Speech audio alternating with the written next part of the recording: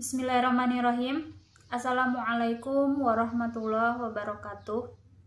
Alhamdulillahirabbil alamin wa bihi nasta'in wa ala umri dunya waddin wa ala alihi wa sahbihi ajmain amma ba'du. Rabbi shrahli sadri wa yassirli amri wahlul 'uqdatam min lisani yafqahu qawli. Puji dan syukur marilah kita panjatkan kehadirat Allah Subhanahu wa taala. Shalawat dan salam semoga tercurah kepada baginda kita Nabi besar Muhammad sallallahu alaihi wasallam. Yang terhormat dosen pengampu Ibu Dr. Siti Komariah, SPD MPDI. Yang terhormat rekan-rekan mahasiswa pasca sarjana IMN. Kami dari kelompok pertama akan membahas tentang komparasi penyelenggaraan pembelajaran di sekolah luar biasa SLBB Budi Nurani dan pendidikan inklusif di SMP Negeri 3 Pabuaran dalam meningkatkan mutu pembelajaran disabilitas yang disusun oleh Ibu Eti Robiatul Adawiyah, Ibu Neng Sumarni, dan Bapak Adi Rahman. Sebelum kita lanjut ke pembahasan, saya akan membacakan rumusan masalah terlebih dahulu. Yang pertama, rumusan masalahnya bagaimana konsep pendidikan sekolah luar biasa B Budi Nurani. Yang kedua, bagaimana konsep pendidikan inklusif di SMPN Negeri 3 Pabuaran. Yang ketiga, bagaimana cara mengetahui perbandingan pendidikan SLBB Budi Nurani dan pendidikan inklusif di SMP Negeri 3 Pabuaran. Yang keempat, apa faktor pendukung atau penghambat keberhasilan pembelajaran sekolah luar biasa Budi Nurani dan pendidikan inklusif di SMP Negeri 3 Pabuaran. Selanjutnya, yang terakhir, apa keistimewaan dan kekurangan SLBB Budi Nurani dan pendidikan inklusif di SMP Negeri 3 Pabuaran. Adapun tujuan penulisan, yang pertama itu untuk mengetahui konsep pendidikan sekolah luar biasa B Budi Nurani. Yang kedua, untuk mengetahui konsep pendidikan inklusif di SMP Negeri 3 Pabuaran. Yang ketiga, untuk mengetahui perbandingan pendidikan sekolah luar biasa Budi Nurani dan pendidikan inklusif di SMP Negeri 3 Pabuaran. Dan yang keempat, untuk mengetahui faktor pendukung atau faktor penghambat keberhasilan pembelajaran sekolah luar biasa Budi Nurani dan pendidikan inklusif di SMP Negeri 3 Pabuaran. Yang terakhir, untuk mengetahui keistimewaan dan kekurangan sekolah luar biasa B Budi Nurani dan pendidikan inklusif di SMP Negeri 3 Pabuaran. Selanjutnya, yang pertama yang akan kita bahas yaitu tentang konsep dasar pendidikan. Pengertian pendidikan ada beberapa menurut para ahli. Yang pertama yaitu menurut Sujana, mengatakan bahwa pendidikan adalah upaya untuk membantu jiwa anak-anak didik baik lahir maupun batin yang sifatnya dan kodratnya menuju ke arah peradaban manusiawi yang lebih baik. Selanjutnya, menurut Munib mengatakan bahwa pendidikan adalah usaha sadar dan sistematis yang dilakukan orang-orang yang diserahi tanggung jawab untuk mempengaruhi peserta didik agar mempunyai sifat dan tabiat sesuai dengan cita-cita pendidikan. Selanjutnya, menurut Kemdiknas 2003 mengatakan bahwa pendidikan adalah usaha sadar dan terencana untuk mewujudkan suasana belajar dan proses pembelajaran agar peserta didik secara aktif mengembangkan potensi dirinya untuk memiliki kekuatan spiritual, keagamaan, pengendalian diri, kepribadian, kecerdasan, akhlak mulia, serta keterampilan yang diperlukan dirinya di masyarakat, bangsa, dan juga negara. Jadi, pendidikan itu bisa disimpulkan bahwa pendidikan merupakan usaha sadar yang terencana untuk mempengaruhi dan membentuk individu atau anak sehingga dapat memiliki pengetahuan, sikap, jasmani, keterampilan, dan tingkah laku atau akhlak sehingga dapat mengantarkan cita-citanya serta dapat memperoleh kehidupan yang bahagia dan bermanfaat bagi dirinya dan juga halayak umum. Selanjutnya, adapun fungsi pendidikan yang pertama menanamkan keterampilan yang diperlukan untuk ikut andil bagian dalam demokrasi. Yang kedua, mengembangkan bakat yang dimiliki oleh setiap orang. Yang ketiga, melestarikan budaya. Yang keempat, mengurangi pengendalian orang tua, yang kelima menjaga sistem kelas sosial, dan yang terakhir pendidikan sekolah dianggap mampu memperpanjang masa remaja. Selanjutnya, tujuan dari pendidikan yaitu untuk mencapai suatu kehidupan yang lebih baik, untuk membentuk manusia Indonesia yang memiliki sikap dan perilaku yang sesuai pada nilai-nilai Pancasila. Selanjutnya, unsur-unsur pendidikan. Adapun unsur pendidikan itu ada peserta didik, kemudian ada pendidik, ada tujuannya, kemudian ada isi pendidikan, ada metode pendidikan, dan juga ada situasi lingkungan pendidikan.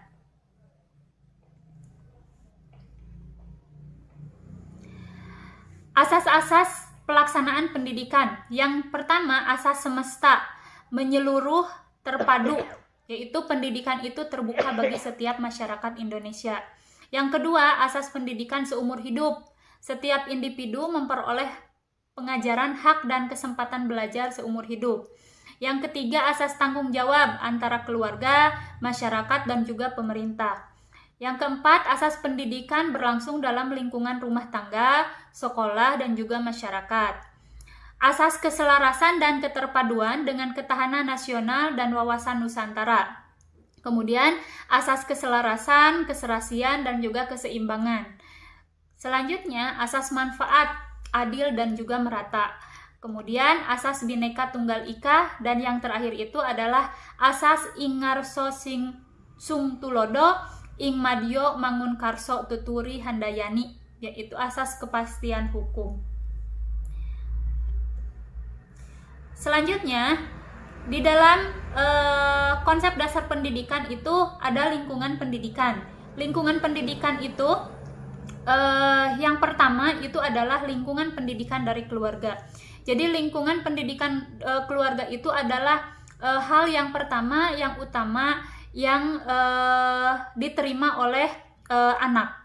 Selanjutnya, setelah dari lingkungan pendidikan keluarga, maka akan masuk ke lingkungan pendidikan sekolah. Selanjutnya, yang terakhir itu adalah lingkungan pendidikan masyarakat. Adapun konsep dasar yang kedua, tadi setelah kita membahas yang pertama itu adalah tentang konsep dasar pendidikan, kita masuk kepada yang kedua yaitu konsep dasar pendidikan sekolah luar biasa atau SLB. Pengertian sekolah luar biasa. Yang pertama, menurut Suvarno, sekolah luar biasa adalah pendidikan peserta didik yang memiliki tingkat kesulitan dalam mengikuti proses pembelajaran karena kelainan fisik, emosional, mental, kemudian sosial, tetapi memiliki potensi kecerdasan dan bakat yang istimewa. Yang kedua, menurut Mangun Song, sekolah luar biasa adalah bagian terpadu dari sistem pendidikan nasional yang secara khusus diselenggarakan bagi peserta didik yang menyandang kelainan fisik dan kelainan perilaku. Adapun menurut Undang-Undang Republik Indonesia Nomor 2 Tahun 1989 tentang Sistem Pendidikan Nasional, pengertian sekolah luar biasa adalah lembaga pendidikan yang menyelenggarakan program pendidikan bagi anak tuna atau cacat. Selanjutnya, setelah melihat tentang atau membahas tentang pengertian sekolah luar biasa menurut para ahli, maka dapat disimpulkan bahwa sekolah luar biasa yaitu pendidikan yang diselenggarakan bagi peserta didik yang mempunyai tingkat kesulitan dalam proses pembelajaran karena keterbatasan fisik, kemudian kelainan perilaku, tetapi mempunyai bakat dan kecerdasan istimewa. Sistem pendidikan sekolah luar biasa yaitu terbagi menjadi dua. Yang pertama ada sistem pendidikan segresi, yang kedua ada sistem pendidikan integrasi.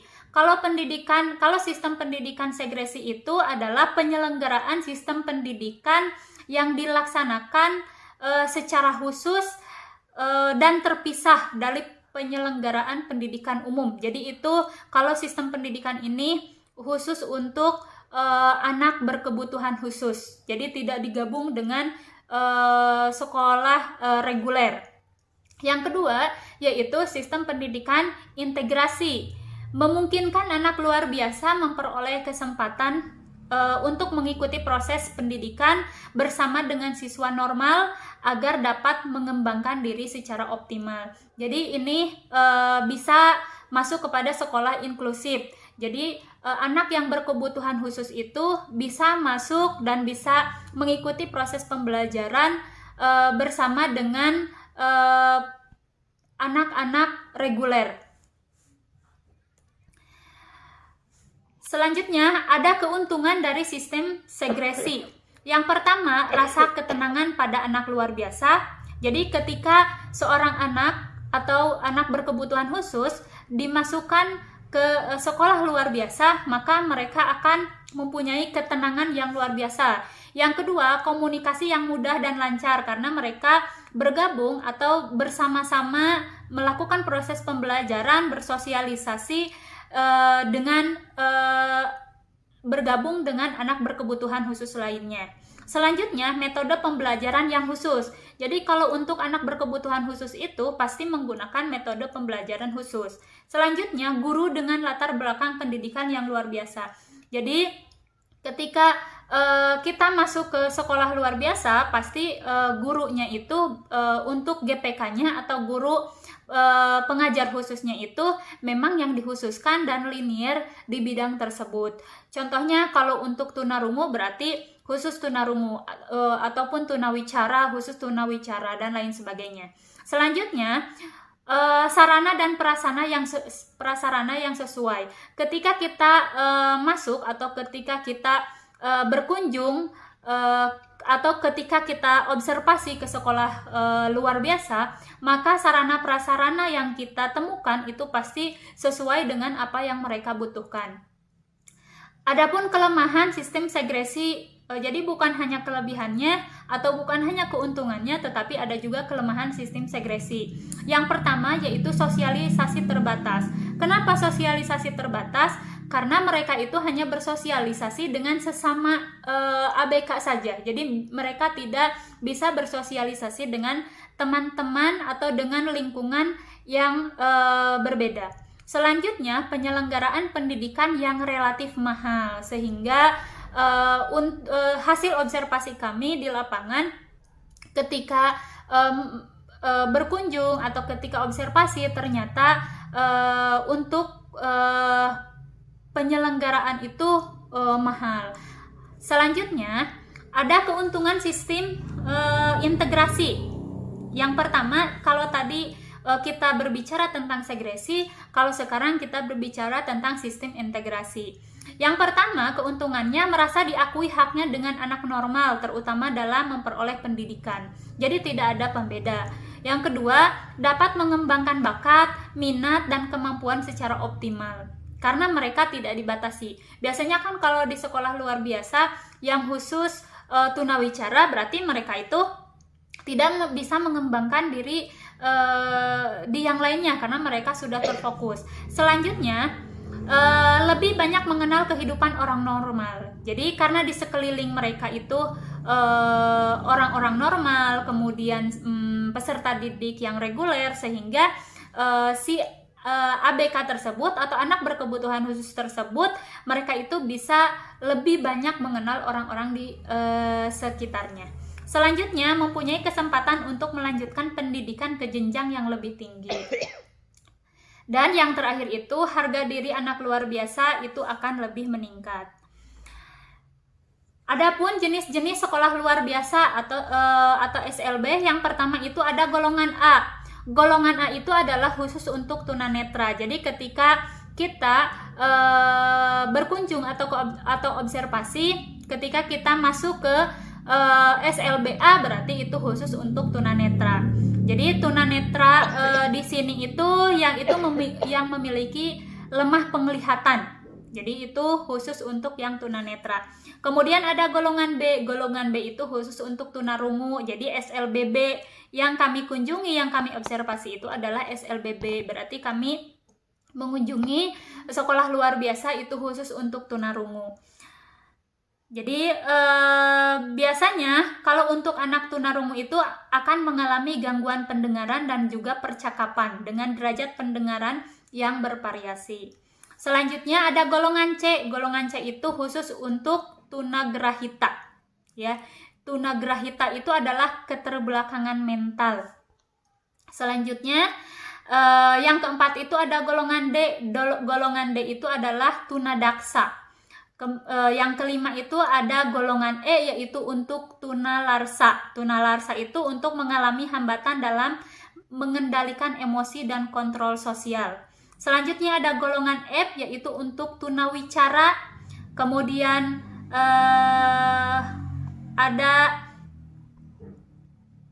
selanjutnya yaitu golongan G, yaitu untuk tunaganda. Tunaganda itu yaitu untuk anak yang berkebutuhan khusus itu memiliki kombinasi kelainan, baik 2 jenis kelainan ataupun lebih dari 2 jenis kelainan. Selanjutnya ada golongan H.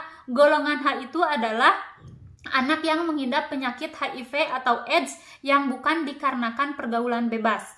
Kemudian ada golongan I, yaitu gifted. Anak yang mempunyai kepintaran di atas rata-rata. Jadi IQ-nya itu ada di atas 125. Kemudian ada golongan J, yaitu golongan talents. Anak yang mempunyai bakat istimewa, yaitu seperti multi intelligence. Kemudian ada language, kemudian ada matematik, kemudian ada spesial atau yang terakhir itu adalah natural spiritual.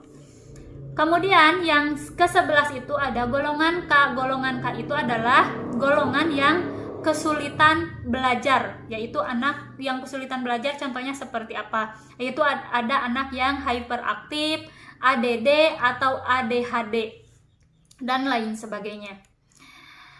Kemudian golongan L. Golongan L itu adalah lambat belajar. Jadi IQ-nya itu di bawah dari 70. Yang ke-13 itu ada golongan M. Golongan M itu adalah autis, yaitu kelainan perkembangan sistem saraf yang dialami sejak lahir ataupun saat masih balita. Yang ke-14 itu ada golongan N, yaitu korban penyalahgunaan narkoba. Dan yang ke-15 itu ada golongan O, yaitu indigo. Untuk selanjutnya, konsep dasar pendidikan inklusif akan dilanjutkan oleh rekan saya selanjutnya, yaitu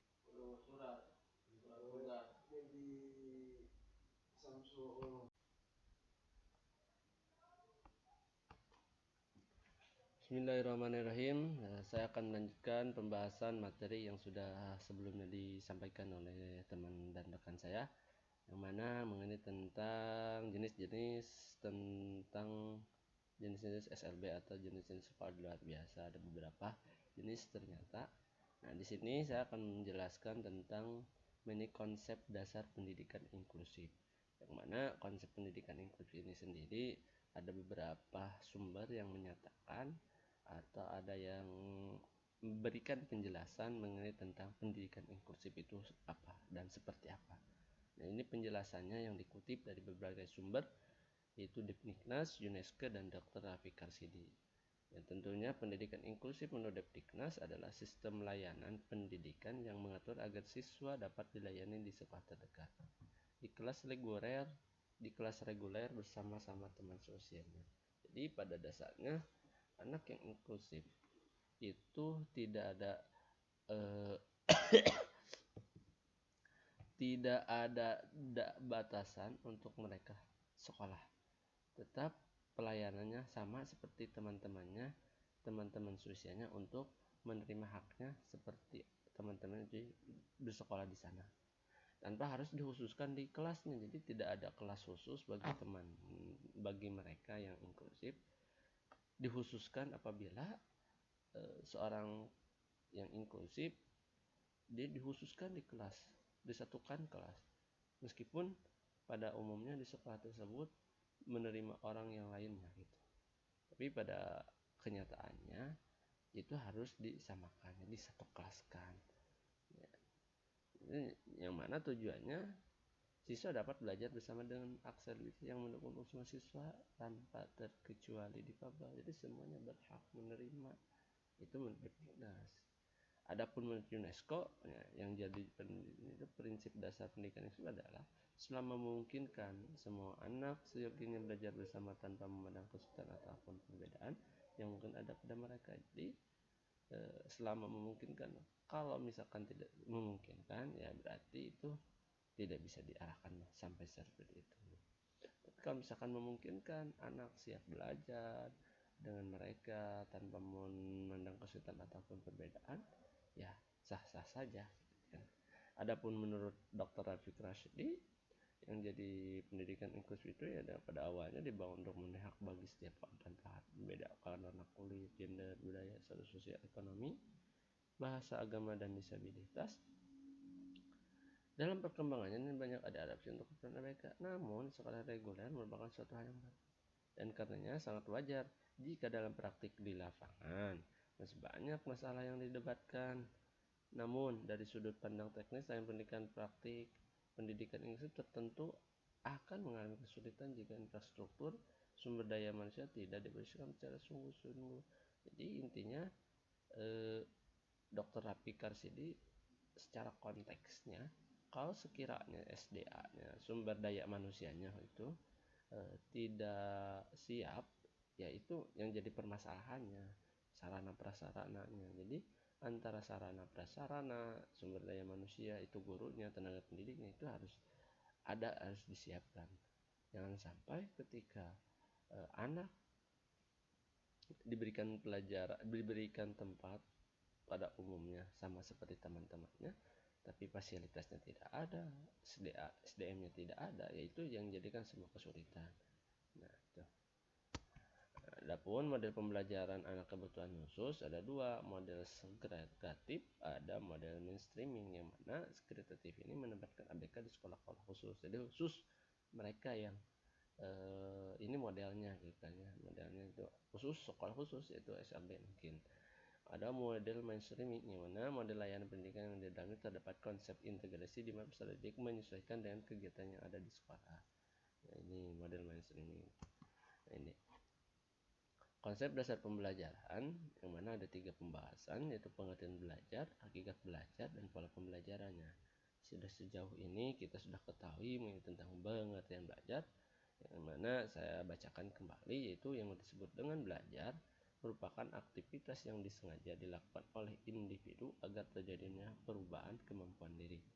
Jadi belajar itu dilakukan oleh individu, oleh seseorang agar terjadinya sebuah perubahan kemampuan diri. Ya, aktivitas itu ada aktivitas yang disengaja gitu kan, seperti sekolah kan itu disengaja. Seperti hari ini kan kita juga belajar aktivitas disengaja agar apa dilakukan oleh kita, ya gitu. Itu untuk menumbuhkan perubahan kemampuan diri atau menambahkan pengembangan diri kita. Nah, itu belajar. Hakikat pembelajaran yaitu adalah pembelajaran adalah suatu upaya yang dilakukan oleh seorang guru atau pendidik untuk mengajarkan siswa yang belajar dengan memanfaatkan belajar untuk membantu peserta didik agar dapat belajar dengan baik. Ya, kalau kita hakikat pembelajaran ingin mendapatkan belajar dengan baik, ya tentunya harus ada seorang gurunya atau seorang pendidiknya, tenaga pendidiknya, gitu kan. Untuk apa? Yaitu untuk mengajarkan kita semua peserta didik bisa bermanfaat belajarnya, gitu. Nah, itu hakikat belajar. Adapun tiga pola pembelajaran, yaitu yang pertama pola pembelajaran guru dengan siswa tanpa menggunakan alat bantu, bahan pembelajaran dalam bentuk alat peraga. 2 pola guru plus alat bantu dengan siswa. Dalam proses pembelajarannya guru dibantu dengan alat peraga dalam menjelaskan dan menerangkan sesuatu yang bersifat abstrak. Jadi guru tersebut diberikan alat peraga agar ketika menyampaikan sebuah gagasan, materi, penjelasan dan yang lain-lainnya, dia bisa diterima oleh mereka gitu. Nah, sekarang pola guru plus media dengan siswa. Guru menggunakan media pembelajaran dalam proses pembelajaran. Ini banyak media-media yang digunakan. Media audio, visual, dan yang lainnya. Proses itu menurut proses pembelajaran. Lanjut. Nah, komponen pembelajarannya tentu tidak terlepas dari berbagai aspek. komponen ini sendiri, yang mana itu tujuan pendidikan, peserta didik, kurikulum, dan strategi. Ya, kalau misalkan komponen pembelajaran kurang dari salah satu yang 4 ini, Kak, jadi sebuah satu kekurangan atau bahkan tidak ada pembelajaran, karena dari 4 poin ini, komponen ini itu saling berkaitan dan saling berhubungan. Maka hal yang wajib ketika komponen-komponen pembelajaran ini ada di sekolah. Kalaupun misalkan tidak ada, nah ini yang jadi masalah gitu kan ya. Tujuan pendidikannya apa ya, peserta didiknya ayah tidak. Tujuan pendidikannya ada, peserta didiknya tidak ada. Kurikulum peserta didik ada, tujuan pendidik ada, tapi kurikulumnya tidak jelas gitu kan. Sekolah aja tanpa ada kurikulum, tanpa ada tujuan yang dicapai, kurikulum atau kegiatannya, proses pembelajarannya seperti apa, itu kan diatur oleh kurikulum dan strateginya, dan strategi pembelajaran harus seperti apa biar jelas. Itu yang 5 penjelasannya prinsip pembelajaran. Dari prinsip pembelajaran yang pertama, perhatian dan motivasi. Diberikan motivasi atau tidak untuk seorang pendidik, seorang tenaga, seorang siswa, seorang murid, itu tentunya kita harus perhatikan dan tentunya berikan motivasi gitu kan. Agar apa? Agar sesuai tujuan-tujuan pembelajaran itu tercapai gitu, ya. Sesuai dengan tujuan pendidikan itu sendiri gitu. Prinsip keaktifan, aktif atau tidak. Nah, prinsip keterlibatan langsung dan pengalaman, dan tentunya ini harus ada penilaian khusus bagi mereka ketika ada prinsip ketiga ini, keterlibatan langsung, aktif di berbagai bidang. Ini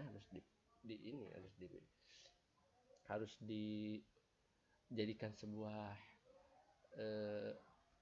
harus dijadikan sebuah apa ya?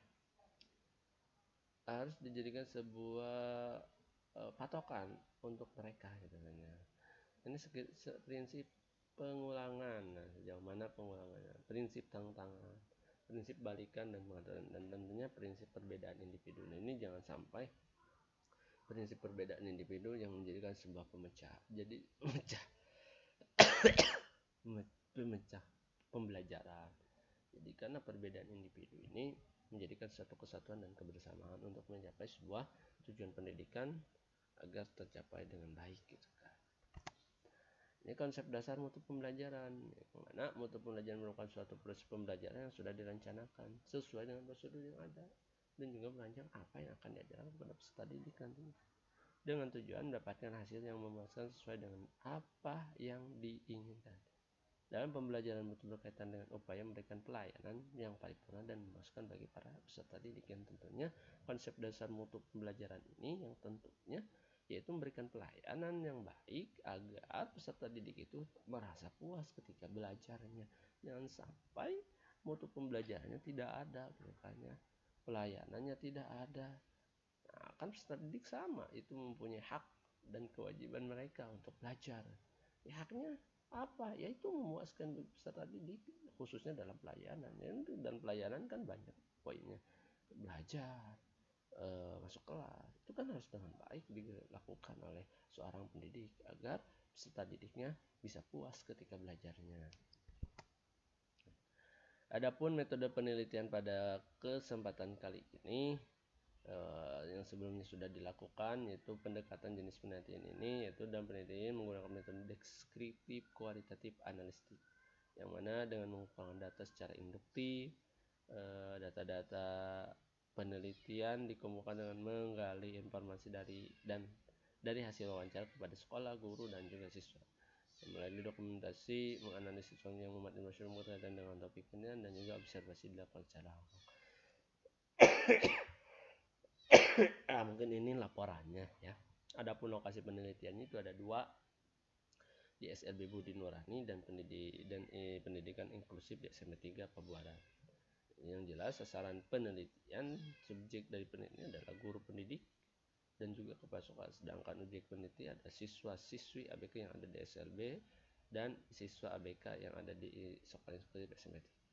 Instrumen penilaian dalam penilaian kualitatif yang menjadi instrumen atau alat penelitian adalah peneliti itu sendiri. Sedangkan teknik pengumpulan data yang digunakan yaitu observasi, wawancara, dokumentasi. Maka alat bantu yang digunakan dalam penelitian adalah dengan alat bantu pedoman wawancara, pedoman observasi, alat tulis, dan handphone. Adapun teknik kumpulan data, satu wawancara, observasi, dokumentasi, keabsahan instrumen dan data. Teknik analisis data, data reduction, reduksi data yaitu merangkum dan memfokuskan hal penting.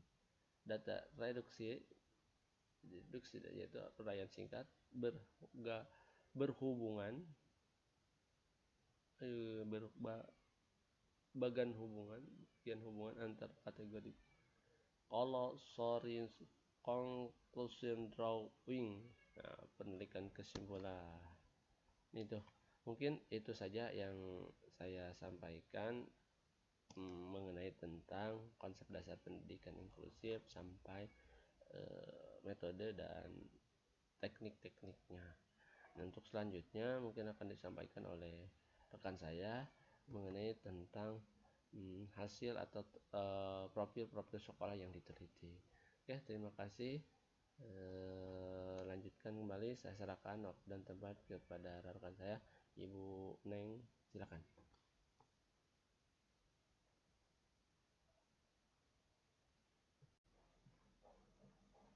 Bismillahirrahmanirrahim.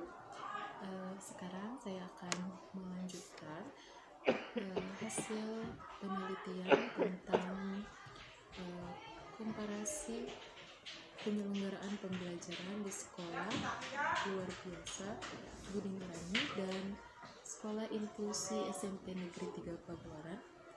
Saya akan melanjutkan dari penjelasan Bu Eti dan Pak Adi. Nah, saya akan menjelaskan tentang hasil penelitiannya, yaitu yang pertama mungkin yang akan dijelaskan itu yaitu tentang profil sekolah SLB Budi Nurani. Nah, SLB Budi Nurani ini yang berada di Jalan Liu Balandungan nomor 12 Kecamatan Maros, Kota Sukabumi.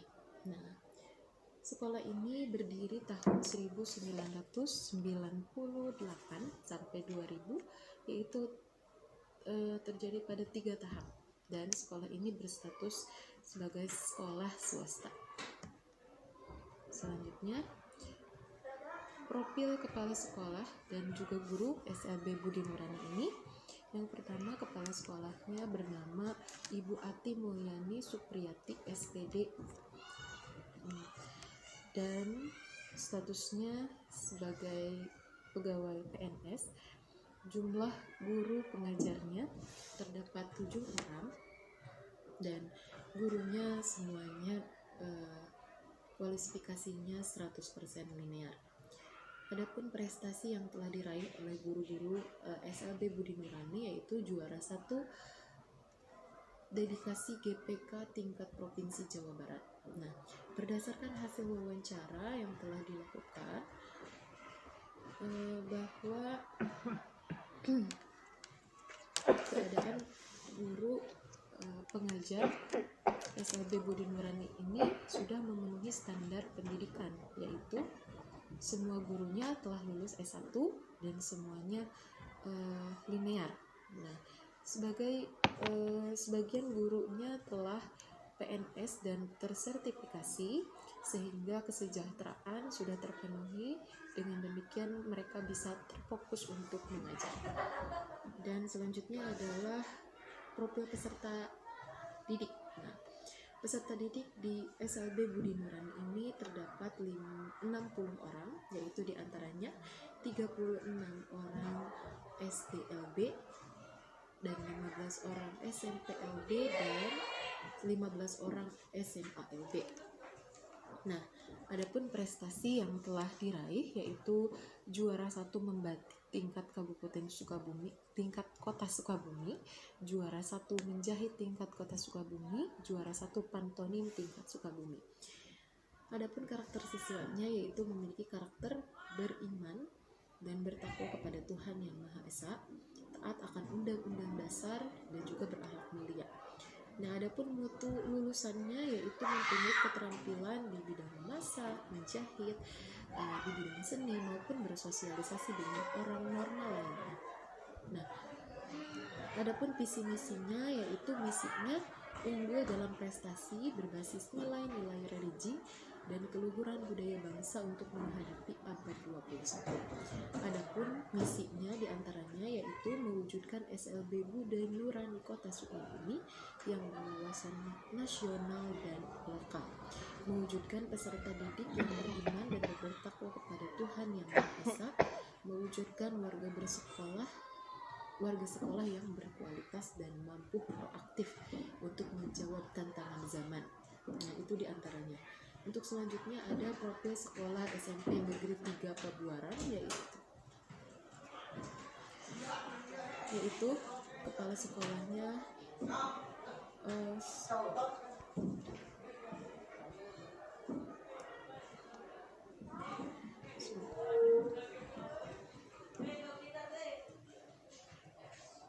selanjutnya tentang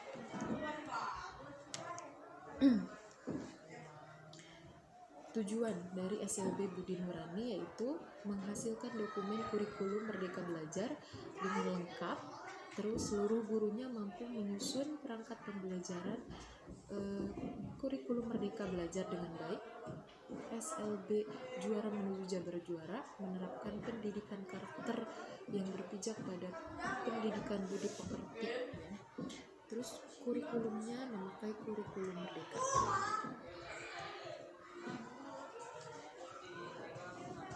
Selanjutnya, metode pembelajarannya yaitu berbasis proyek, fokus kepada materi esensial saja yaitu numerasi dan literasi. Fleksibilitas guru yaitu yang sesuai dengan kemampuan anak.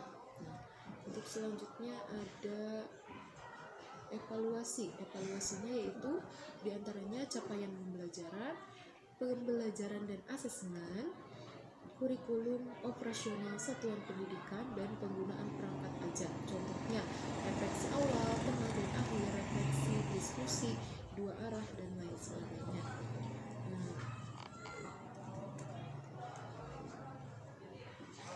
Adapun profil pendidikan inklusi SMP 3 Pabuaran, yaitu nama sekolahnya SMP Negeri 3 Pabuaran yang berada di Jalan Desa Ciwalat nomor 3, Desa Ciwalat, Kecamatan Pabuaran, Kabupaten Sukabumi. Nah, sekolah ini berstatus negeri. Selanjutnya, nama kepala sekolahnya Dedi Harja MPD, dan guru-gurunya guru PNS-nya berjumlah 4 orang, guru PPK 2 orang, guru honorer 8 orang. Nah, terus selanjutnya prestasi gurunya telah menjuarai lomba tenis meja tingkat komisariat Ekor dan juara sepak bola tingkat komisariat. Adapun profil peserta didik SMP Negeri Pabuaran yaitu siswanya berjumlah 172 orang. Prestasi siswa juara 1 MHQ tingkat komisariat di MPLSN. Yang selanjutnya juara desain poster tingkat komisariat, juara 1 lomba kaligrafi tingkat komisariat, dan masih banyak lagi. Visi dan misi tujuan SMP Negeri 3 Pabuaran yaitu visinya unggul dalam belajar, aktif, kreatif, inovatif, dan religius. Adapun misinya menumbuhkan penghayatan serta mengamalkan Undang-Undang Dasar 1945, mewujudkan peserta didik yang beriman dan bertakwa kepada Tuhan Yang Maha Esa, dan mewujudkan pembelajaran yang efektif guna mencapai pendidikan yang optimal. Dan masih banyak visi yang lainnya. Adapun kurikulum pendidikannya yaitu menggunakan kurikulum 2013. Metode pembelajaran yang digunakannya yaitu metode praktek, metode modeling, metode gestural, metode pembelajaran berbasis proyek, pembelajaran berbasis masalah, dan active learning. Nah, adapun perbandingan pendidikan SLB Budi Nurani dan pendidikan inklusif SMP Negeri 3 Pabuaran yaitu sekolah luar biasa atau SLB Budi Nurani diperuntukkan untuk peserta didik yang tunarungu, sehingga di SLB ini diatur sedemikian rupa anak yang berkebutuhan khusus, mulai dari guru yang mengajar, konstruksi gedung, ataupun cara berkomunikasinya, sehingga membuat mereka lebih nyaman dan mengikuti pembelajaran. Adapun sekolah inklusif yang ada di SMP Negeri 3 Pabuaran ini memperlakukan anak berkebutuhan khusus sama dengan anak-anak reguler, dengan pembelajaran dan lingkungan yang sama, dan guru yang ada di reguler itu perlu mengikuti fasilitas khusus untuk hasil yang lebih baik. Namun di SMP Pabuaran ini tidak semua jenis anak berkebutuhan khusus bisa masuk, hanya ada beberapa kriteria ABK yang dapat bersekolah di sini. Selanjutnya yaitu faktor pendukung dan penghambat SLB Budi Nurani. Adapun faktor pendukungnya diantaranya keadaan ruang belajar yang nyaman, keadaan guru yang berijazah S1 dan linear, sudah dapat beberapa sarana khusus, dan dukungan dari orang tua. Selanjutnya, faktor penghambatnya yaitu keterbatasan alat pembelajaran, keterbatasan penguasaan pembendaharaan kata yang dimiliki oleh siswa, dan masih terbatas kerjasama dengan pihak lain, keterbatasan dana juga. Seperti untuk sarana keterampilan memasak. Nah, adapun faktor pendukung dari SMP Negeri 3 Pabuaran yaitu keadaan ruang cukup nyaman, keadaan guru yang mendukung, dukungan dari orang tua juga baik, dukungan support system yang baik juga dari berbagai pihak. Adapun faktor kekurangannya atau penghambatnya yaitu keterbatasan sarana untuk ABK, penyesuaian lingkungan yang terlambat, butuh penyesuaian yang cukup untuk memakan waktu, ya. Terus selanjutnya penyesuaian pembelajaran antara ABK dan anak reguler yang sedikit berbeda. Nah, selanjutnya keistimewaan sekolah Budi Nurani ini antara lain guru mengajar satu jenis ketunaan, termasuk guru PAI, misalnya hanya tuna netra saja, tuna rungu saja. Nah, setiap hari Sabtu kegiatan olahraga bersama, ada kajian Islam, ada salat duha bersama, ada sholat zuhur berjamaah, ada kegiatan memperingati hari besar Islam, kegiatan memasak, pembelajaran menjahit, dan lain sebagainya. Adapun kekurangannya yaitu perlunya kerjasama yang komprehensif antara pengurus yayasan, guru, tenaga kependidikan, dan orang tua, siswa, serta masyarakat. Perlu memperbanyak berbagai macam alat bantu yang mendukung dalam proses pembelajaran.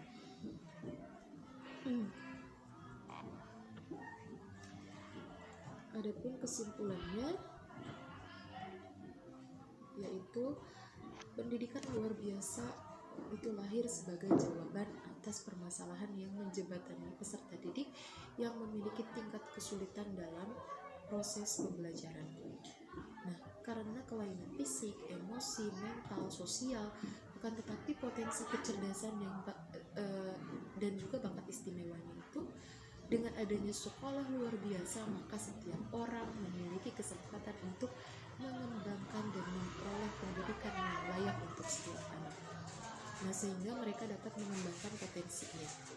Pendidikan sekolah inklusif hadir dalam menjembatani peserta didik yang berkebutuhan khusus.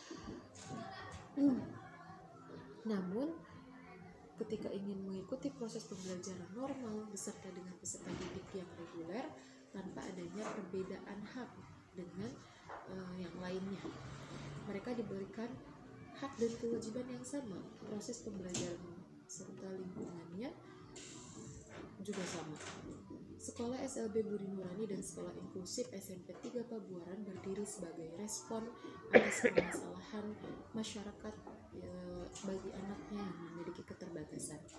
Dengan adanya sekolah luar biasa, maka bagi orang tua khususnya yang berada di wilayah kota dan kabupaten itu yang memiliki keterbatasan tidak perlu khawatir dan bingung, anaknya bisa memperoleh pendidikan dengan layak dan juga berkualitas. Karena SLB Budi Nurani dan Pendidikan Inklusif SMP Negeri 3 Pabuaran dan segenap sarana dan prasarana serta guru yang berkualitas siap membantu anak-anak yang berkebutuhan khusus untuk dapat bersekolah sesuai visi dan misi serta tujuan sekolah tersebut. Nah, mungkin itulah yang bisa saya sampaikan tentang hasil penelitian. Mohon maaf atas segala kekurangannya. Terima kasih atas perhatiannya. Wassalamualaikum warahmatullahi wabarakatuh.